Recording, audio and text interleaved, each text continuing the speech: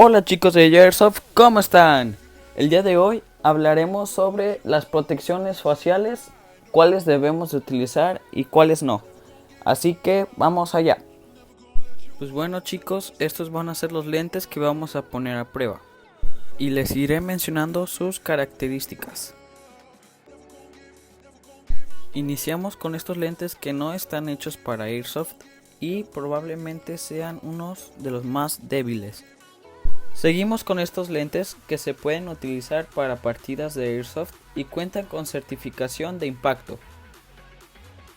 Estos otros lentes también cuentan con certificación a prueba de impacto y son más cómodos.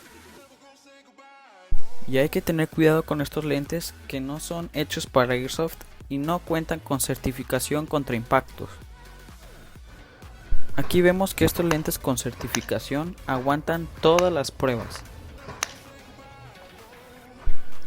Aquí, como a continuación podemos observar, estos lentes tienen una muy poca protección que no sirve de nada para el Airsoft y puede ocasionar lesiones muy graves. Estos lentes son los otros que tienen certificación anti-impacto y son mucho más cómodos.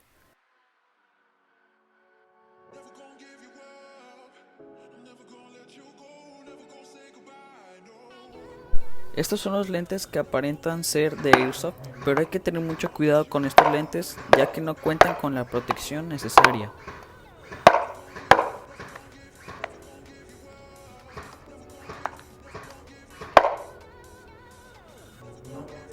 Por esto hay que tener cuidado con estos lentes.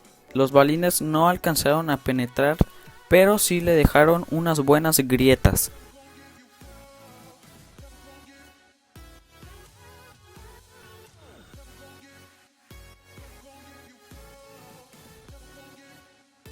Pues bueno chicos, gracias por ver el video. Cuídense mucho y hasta la próxima, Airsofters. Adiós.